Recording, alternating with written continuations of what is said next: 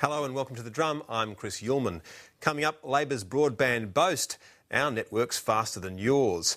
On day 6 of his career as a journalist, Mark Latham doorstops Tony Abbott and the fake TV ad the Greens wanted to run for real. Our panel tonight, Labor campaign strategist Bruce Hawker from Hawker Britain, John Wells from Jackson Wells Corporate Communications and Julian Morrow from The Chaser. But first, the government's big broadband launch. The Prime Minister was in Hobart today to flick the switch on the first stage of the national network. Labor has revealed it will deliver internet speeds of 1 gigabit per second, 10 times faster than previously thought. Julia Gillard was keen to highlight the differences with the Coalition's approach. The choice here, as we move towards election day, could not be clearer. I will build the national broadband network. Mr Abbott will not. Well, John Wells, there's a big ideological difference here and Labor honestly believes that it's on a winner. Well, Chris, it's a bit of you show me yours and I'll show you mine, and they keep getting bigger by the minute. Today, bigger bits. Yeah, bigger bits, that's right. I mean, today to go from 100 megabits... See, you're a proud man. To go from 100 megabits to 1 gigabit today just seems extraordinary. I mean, there's been no discussion about this and it's all just sort of happened overnight. It's a little bit like the train in Western Sydney, where we'll have it because the election's on. I just can't get my head around $46 billion without a business plan, without a cost-benefit analysis. I just don't think it stacks up. I mean, people do want high-speed broadband, and they can get it today. And they'll be able to get it under the Coalition, and clearly they'll be able to get it under Labor if Labor wins. But, gee, it's a lot of money at a very difficult time in the economy. Well, Bruce, this is the pitch for the future from the Labor Party, and they made this pitch of the future very successfully last time, but it's a lot of money, and people might now wonder whether or not the Labor Party can deliver on big promises. Well, it's a real contrast, isn't it, between Labor, we were criticised for using the slogan moving forward, and the Conservatives who just want to stick with what we've got at the moment. If ever there was a sharper distinction between the two parties, it's over this issue. As Julia Gillard said today, if we want to be really competitive with Singapore, Japan, Korea, we've got to get on board. And this is about getting on board and being part of the future.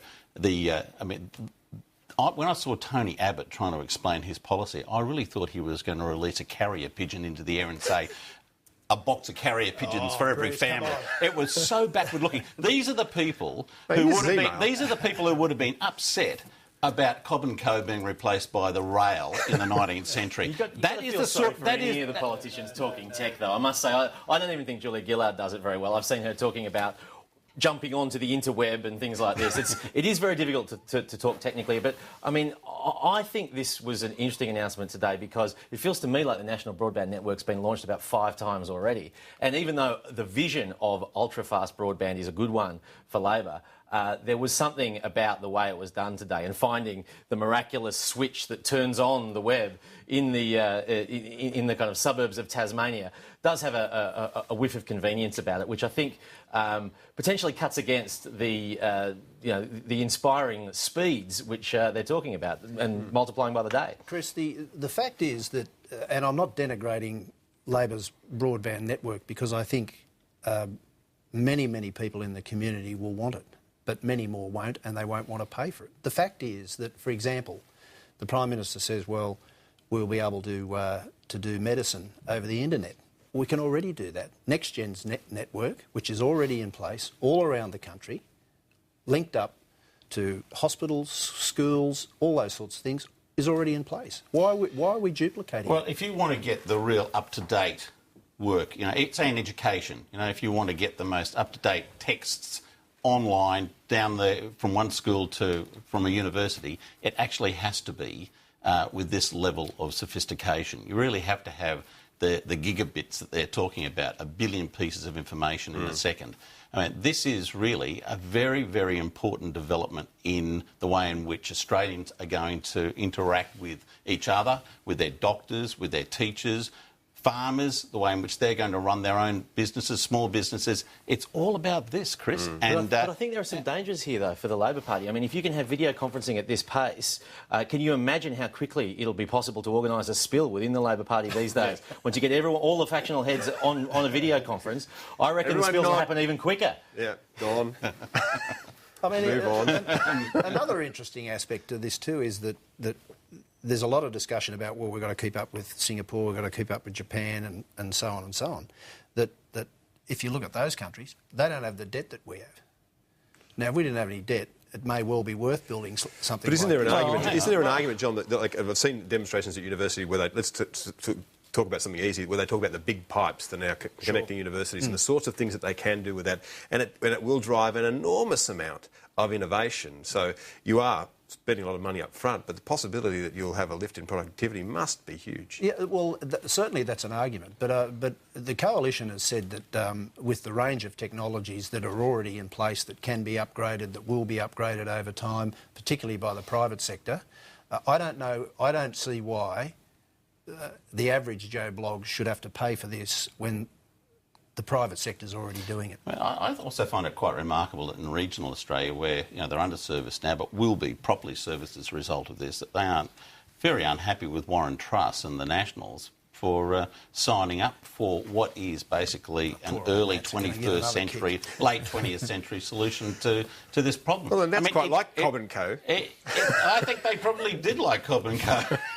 and they probably had the Pony Express as well in their, in their heads when they were thinking about these things. It really is, Chris, about the future, and I think this is a very sharp distinction between Julia Gillard and Tony Abbott, and I think it's something which is starting to gel in people's minds right now. Is this fellow really what Australia wants going forward? Because he doesn't seem to have many 21st century attitudes. You look at his attitude on a whole range of social issues, they're straight out of the 1950s. Women particularly are very uncertain about a lot lot of things that he stands for. How do we get on the women from broadband? Because it is about a whole process. Anything is possible. But it's a it's a headspace, I think, for Tony Abbott. Yeah. And I think that's where a lot of people are looking now and saying, has he got a 21st century headspace, or is he always looking backwards? That's the concern I think people have got. I'll give you the last word, John. I think that what he's on about and what the Coalition's on about is they don't want to saddle the Australian people with any more debt than there already is. And this is $46 billion of debt that's not even budgeted for. Well, I can tell you debt as a percentage of GDP, 5.7% compared with 90-something in the United States, 90-something in Northern Europe. So now your bits are smaller than their bits. Well, debt is an important issue, but there's this impression that debt's spiralling out of control in Australia. Debt as a percentage of GDP is going to peak at about 6.1% next year in Australia. Bruce, it's if you ran your business moderate. like that, you would have been It's out of very business moderate. years ago. It'd be like putting an extra $10 on a $10,000 bank card. That's what it's about. That's the difference. I doubt it. So there's a lot of scaremongering going on here. No. And I think it's I hadn't time noticed. to prick the Passed me balloon, right Chris. by the scaremongering by either side. Speaking of money, the Coalition's major policy announcements today have been all about dollars and cents. It's unveiled plans to give taxpayers a receipt showing them exactly how the government's spending their hard-earned cash. Tony Abbott's also promised to set up an Office of Due Diligence to scrutinise all public spending and ensure value for money. Well, John Wells, is this watchdog really necessary? Do we have a Department of Finance? Well, that's right. But I think what the Coalition is trying to demonstrate is that over the past 3 years that spending and debt's got out of control and that they want to hand back control of that to the Parliament, responsible to the Parliament, so it can have an eye kept on it and it doesn't get out of control again. Yeah, I mean, it's a clever stunt, I think, but I don't think it's substantive. The idea of adding another receipt that you have to collect to your tax process every year seems to be a little bit crazy. And I just wonder where it's going to end. I mean, we're getting a receipt from the government. Will we get a performance satisfaction kind of survey as well? I don't know that Joe Hockey would be as keen to see the responses to that. But, I mean... overall, I think this is more about marketing and short-term spin than it is about making any substantive change for the average taxpayer. Yeah, I think that's right. I think, and you look at Labor, with their policies, they've actually reduced income tax for people on $50,000, $80,000 are actually a lot better off than they were under the previous government. So you've got to be a bit careful about saying that things are going to be worse as a result of this. But I mean, that receipt that they actually put together showed spending on age pensions. Well, people are really seriously saying we shouldn't be spending money on age pensions, that that's somehow out of control. Labor actually did increase age pensions significantly, $100 a fortnight for singles, $74 a fortnight for couples. Why shouldn't we be proud of that? Why shouldn't we be saying that when it comes to the childcare rebate, we've increased that? But this all hangs off their central idea, which is to say that we are better managers of finances. We're going to tell you exactly how we're spending every one of your dollars. I think, Chris, that's... I mean, look, it's a novel idea, and I hadn't thought of something like that before, but, a lot of people want to know where their money goes.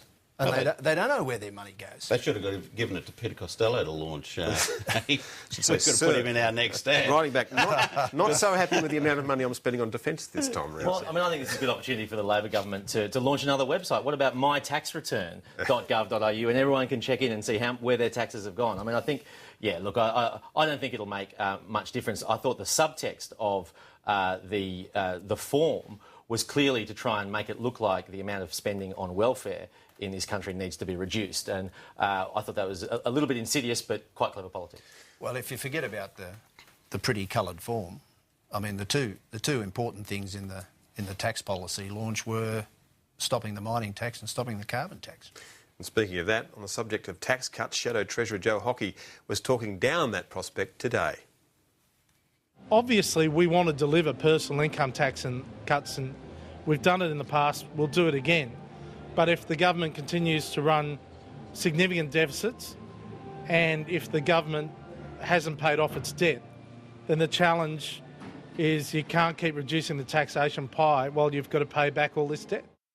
Julian Morrow, the interesting thing with all of this is that the launch of the tax policy was the launch of all the things that we will not do. Well, this is the thing. Opposition is just not as fun as it used to be. No, we will not be doing the mining tax. We will not be doing the carbon tax. In there, I think the only thing that they said they would be doing was a reduction in the company tax rate, which we already knew about. So it's the via negativa of tax policy. And it's happening across the board. This whole election, because of the state of the national finances, has both parties effectively inventing taxes that they will oppose. Labor's not suggesting a carbon tax, but Tony Abbott will oppose it if it happens. And then the government as well is saying, oh, well, Tony Abbott wants to put your grocery prices up with a new tax, which is making several, steps in the chain too many, and I think beyond credibility. The lack of money in the budget and just makes things harder for both sides of politics.